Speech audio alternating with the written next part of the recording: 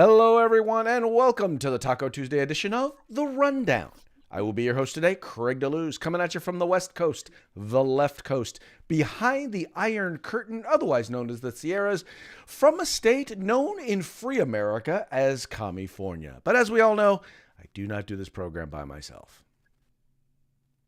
No, my name is Mike Poworski. I am the co-host from the East Coast. That's the coast with the most from the co-host with the most. Here on The Rundown, where we bring you 2A views and conservative news. How are we doing, sir, on this fine Taco Tuesday?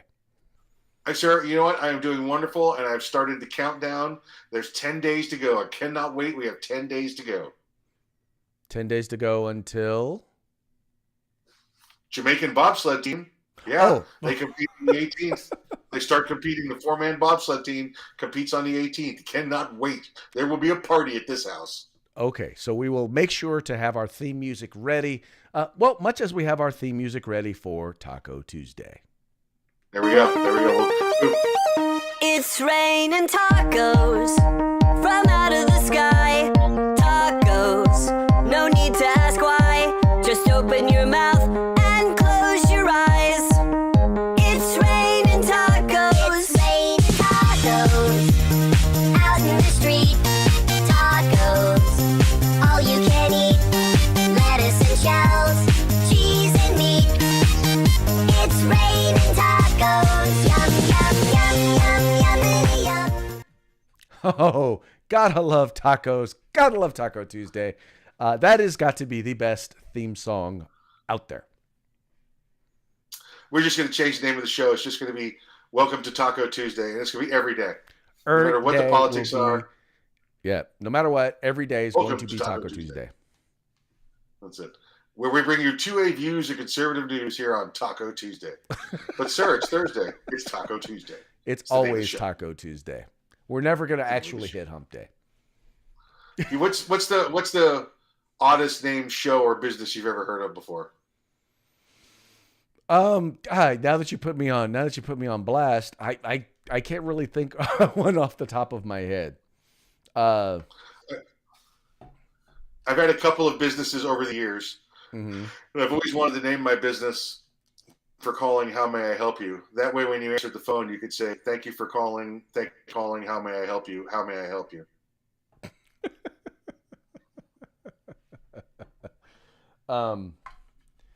I do. There are some, I'll put it to you this way. There are a couple of businesses that I've seen that were ever funny, that I'll just put it this way without being vulgar. They included pho. The Vietnamese dish. Oh yeah, noodles, yeah, right. Yeah. Yeah. You know, not pho queen, but those German aircraft companies, they get away with it all the time. Yeah. Yeah. So those were probably the most interesting that I've seen. Good stuff. In terms of businesses. Well, anyway, in any case, let's go ahead and let's go ahead and get into today's news. Unlike yesterday, there's actually some very well, I would say yesterday wasn't interesting, just I think very relevant news that's going on nowadays. For those of you who may not have heard, there is a big thing going on up in Canada, and it's I've entitled it a convoy, but really what it's about people who work in an industry that's very, very underappreciated. I think even here in the continental United States, North America, period, it has to do with the one industry that is probably the most responsible for moving products and goods throughout the country, and that is our trucking industry. Now, Canada has put in some pretty darn draconian requirements, mandates upon truckers. Now, keep in mind, these are people who, for the most part, sit in their truck by themselves.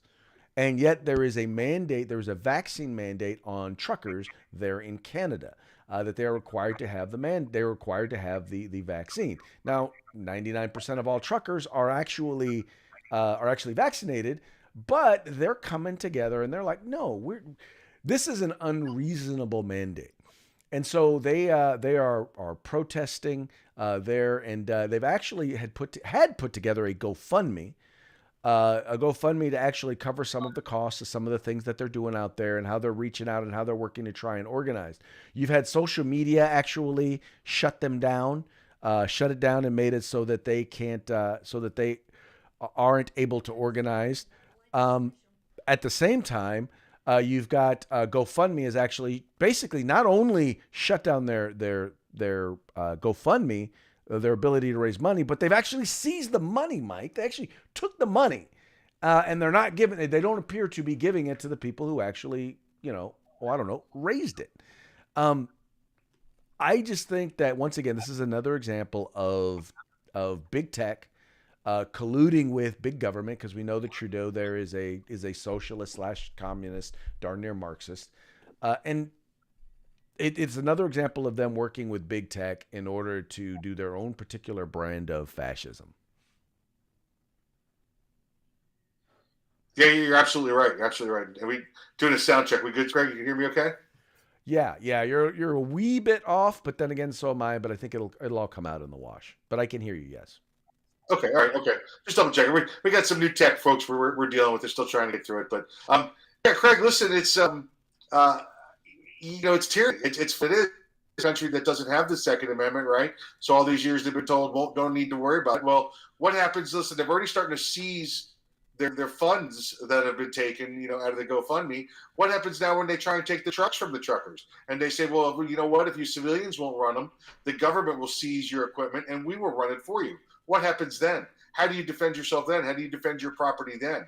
This is out and out tyranny, folks, happened just to the north of our border. And if you don't think that's going to affect us, you better go re-examine your facts, because how much of our product comes from there, how much of our automobiles come from there, how much of our our oil and gas comes from there.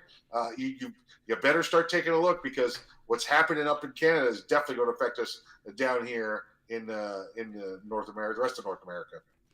Well, exactly, and I think you kind of hit the nail on the head when if we allow what we consider small things like, oh my God, a vaccine mandate, if we allow them to institute that form of tyranny, then what's to keep them from taking the next step? And they've already demonstrated that that's exactly what they're going to do. Originally, like here in the United States, they said there would be no vaccine mandate, and not only have they been pushing a vaccine mandate, but you've got people who were heroes during the pandemic, people who were literally, for lack of a better term, jumping on COVID grenades, people who were serving people and taking care of people who were sick with COVID, putting their lives at risk, right?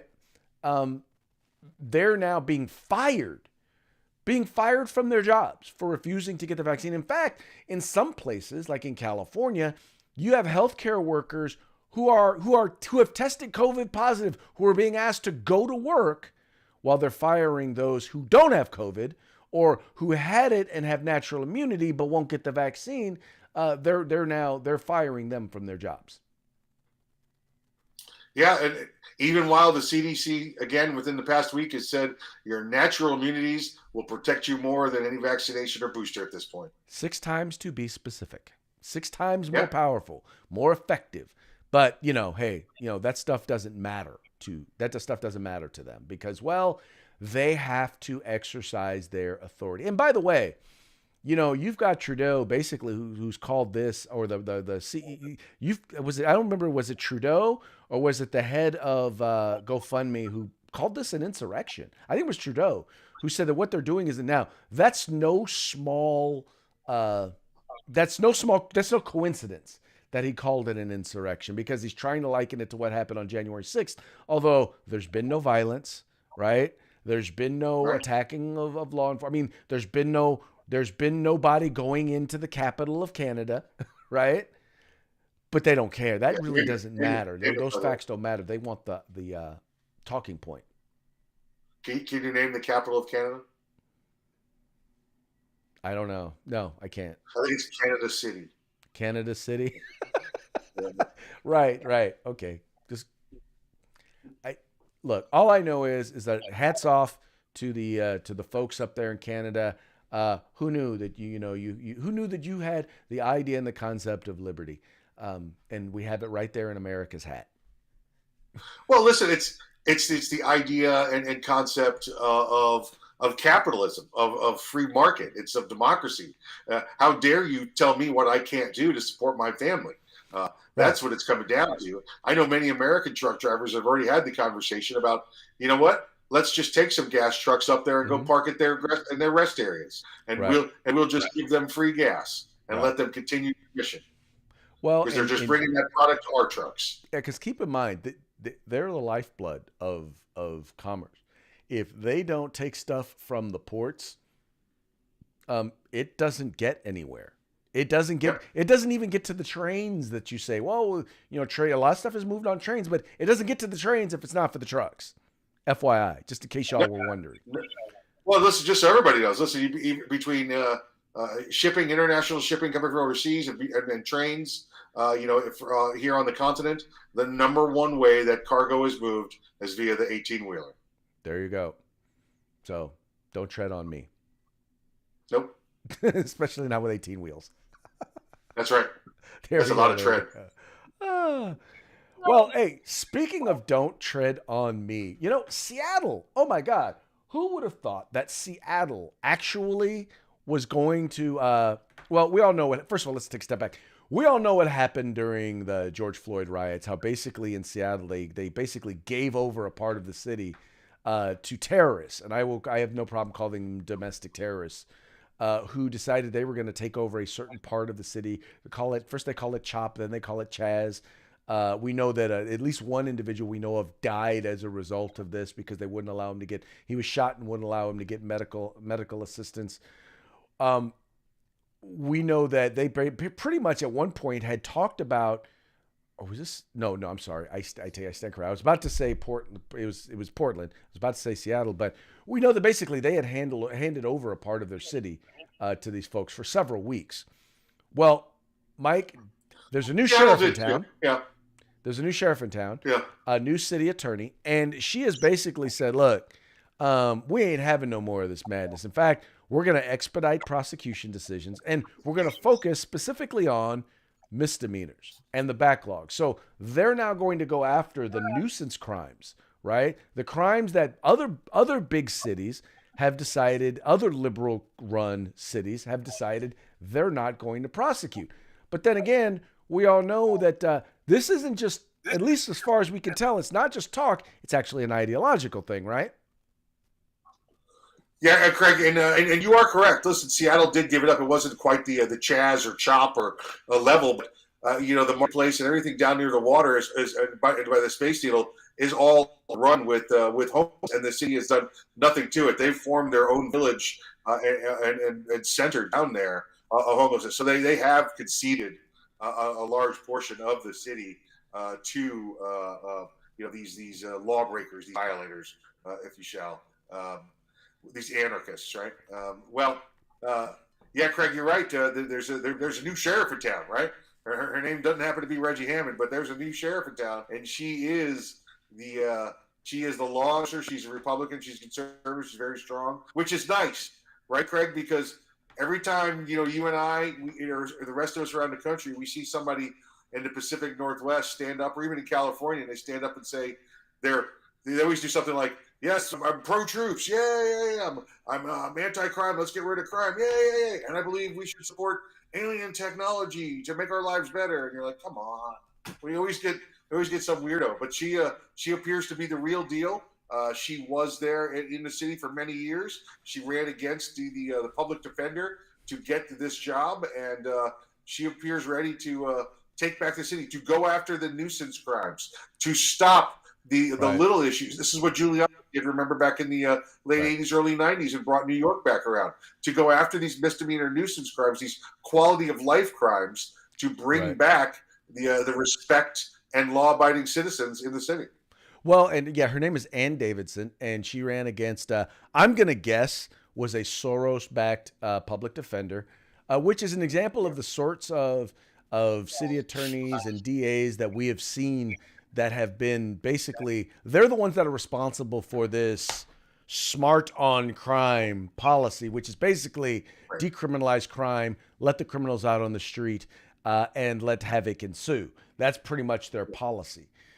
Yeah. But it's nice to see that she's actually once again standing up against them.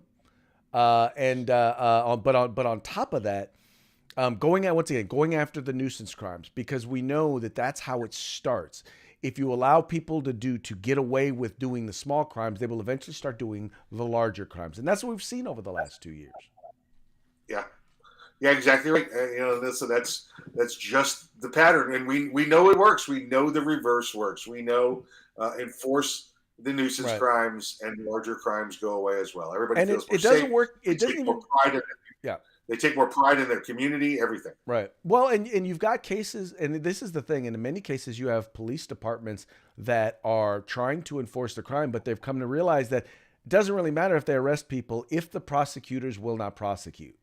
And so very true. Who you choose, and that's why you find in areas like I'm here in Sacramento, which is the capital of California, and yet we have always had Republican district attorneys here. We've always had sheriffs that at least pretended to be registered Republicans because they knew and they understood that people generally tend to trust Republicans more when it comes to the enforcement of our laws and our crime.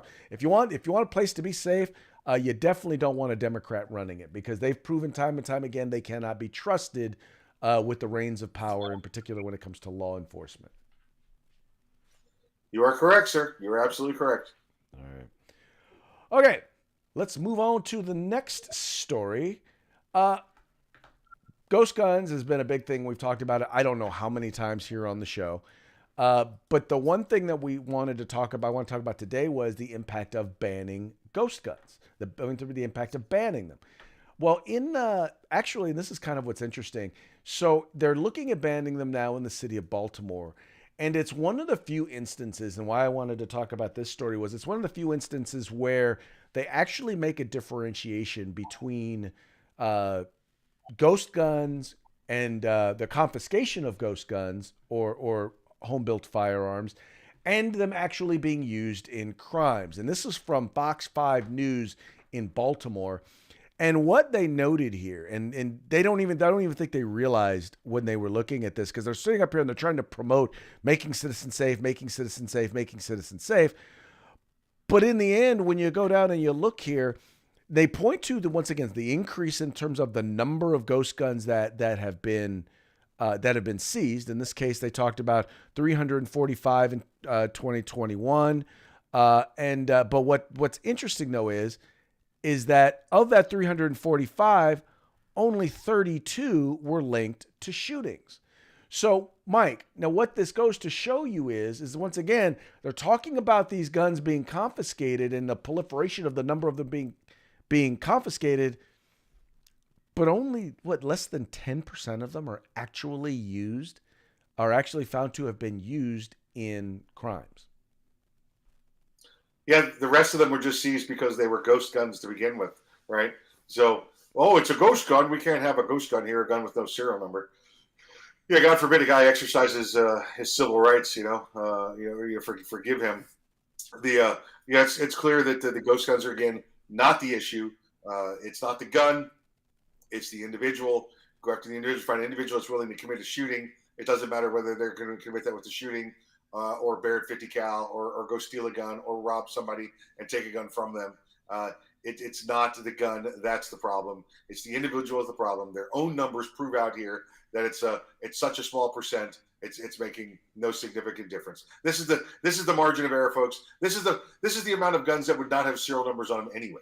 When you go out there, because every gun again made prior to 1968 did not require to have a serial number. And any gun that you make yourself anywhere in the country for an individual use firearm, as long as you're eligible to possess that firearm, you don't have to have a serial number on it. So, well, and they also don't differentiate between a firearm. So for them, a ghost gun is any firearm without a serial number. They don't talk about, or they don't differentiate between those that have had the serial numbers removed versus or covered up or whatever they'll do to them, and those that never had a serial number. Which, by the way, many crime guns that had a serial number no longer have serial numbers, but they deem them to be ghost guns. Right. Yeah, that 9-10% is exactly right there in the margin of people that would to have firearms and remove the serial number from them. Right. Exactly. And no so, idea. folks, once again, I'm sorry, go ahead. Yeah, we know that's the case in California, right? We know Yeah. how when California counts ghost guns, they include guns with the serial numbers forcibly removed and firearms that never had serial numbers to begin with. They count the Exactly. bolt as ghost gun. Yeah, but hey, it makes their numbers look better. So Yeah. that's their deal. Yeah. That's their deal. All right, moving right along. So I don't know how many of you knew this, but according to a college professor, the Second Amendment actually gives white people, white men, the right to shoot black people.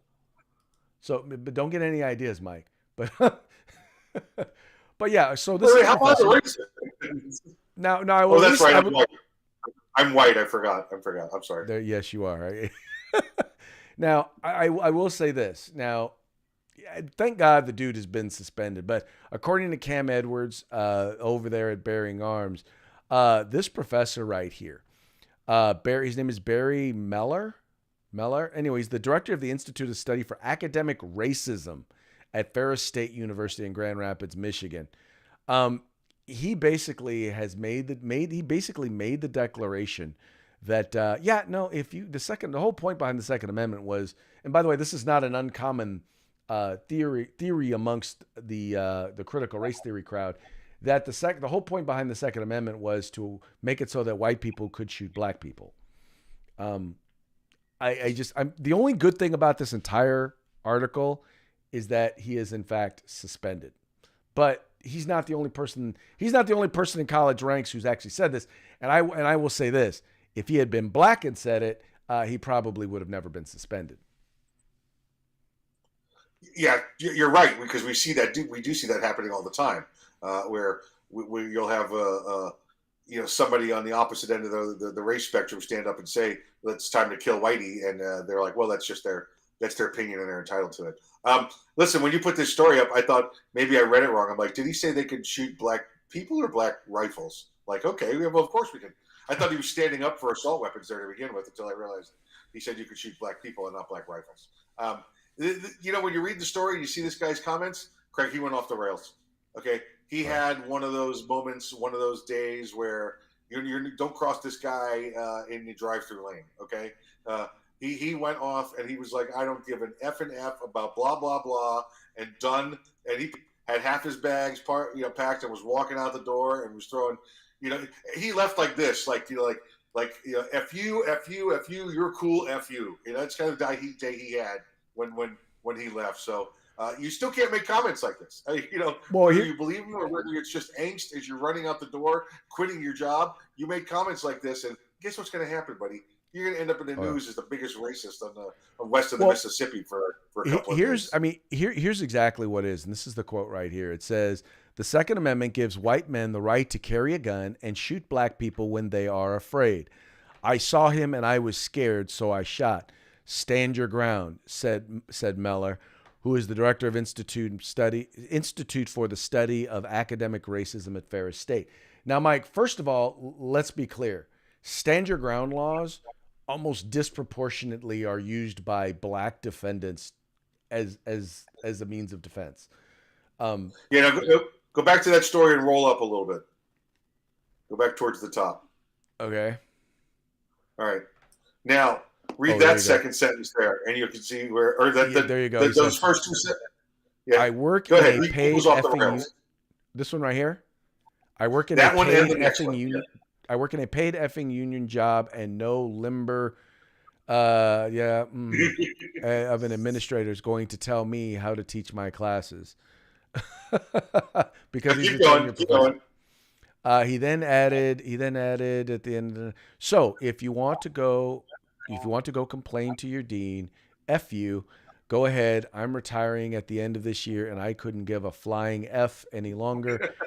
You people are just vectors of disease to me, and I don't want to be anywhere near you.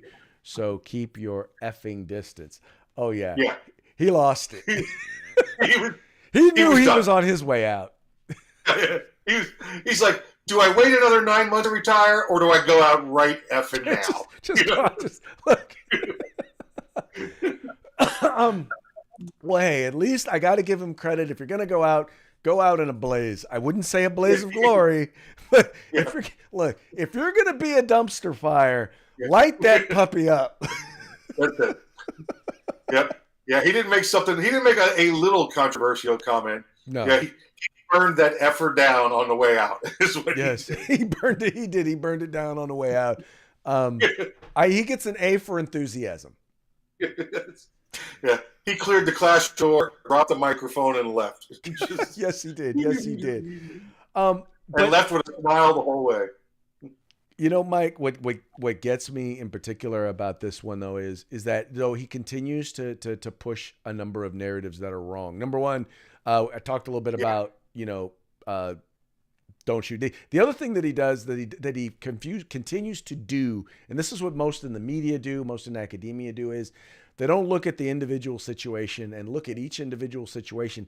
And in most cases where there has either not been prosecution or where the shooter, the person who committed the shooting was found to be not guilty, the details of the case matter because, let's see. If you are attacking somebody, I mean, literally attacking somebody with a knife, with a board, in almost every single one of these cases, it was justifiable because they were being attacked, right? In almost just about every case.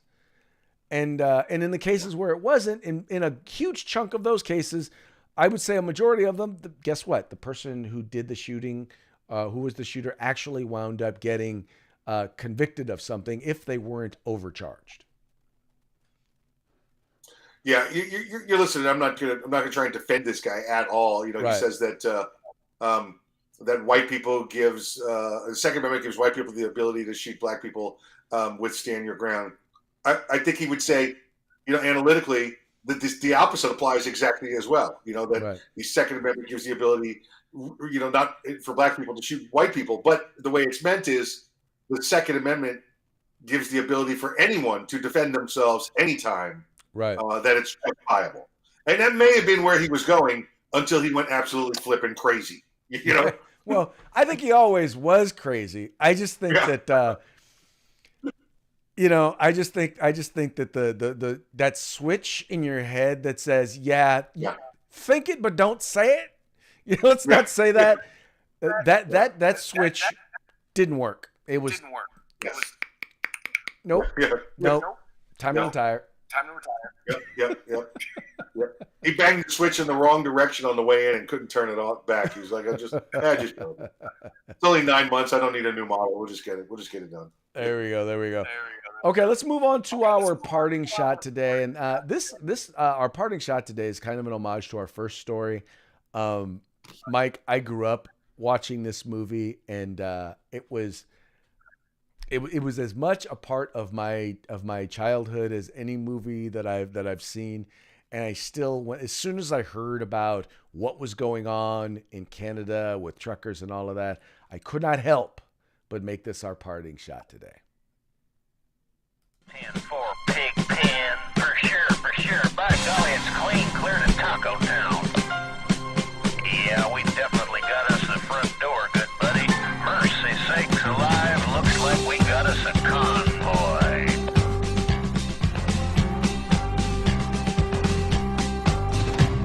Arizona, noon on the 7th of June, when they highballed over the pass. Bulldog Mac with a can on back and a Jaguar hauling ass. He's 10 on the floor, stroking bores, seat cover starting to gain. Now, Beaver, you were trucking with a rubber duck, and I'm about to pull a plug on your drain.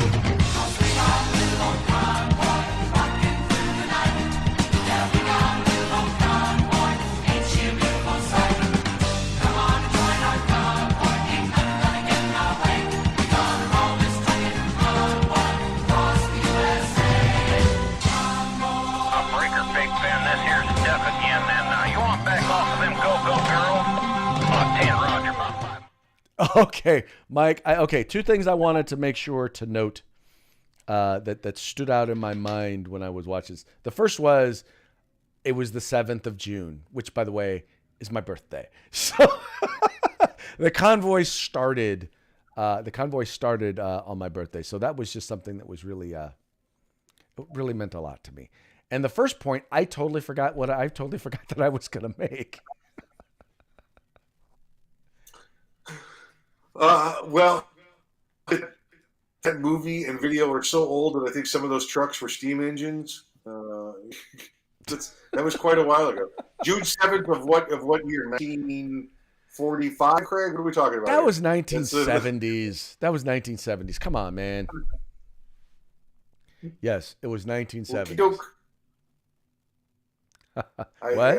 It looked like in the back of the truck they had some dinosaurs they were transporting around. Oh, come on, man. You didn't see. Oh, that's right. They didn't show Paulie on here. Maybe not dinosaurs. Maybe it was just Roman legions in the back of them. I don't know. Well, you know the dude who played Wasn't quite Paulie that was in that movie. I don't even remember his name. Even Paulie from the Rocky series. Yes, from the Rocky series. Hold on, I'm going to play the beginning of the video again because there was a point I wanted to make and I needed to be reminded. So hold on, I'm going to play just the very beginning of it again. 10-4 pig pen, for sure. By golly, it's clear to Taco Town. Yeah, we definitely got us the front door. That was it. Taco Town on Taco Tuesday. Taco Town. That's what got me. I was like, there's something Taco I'm trying to Town. remember. There you go.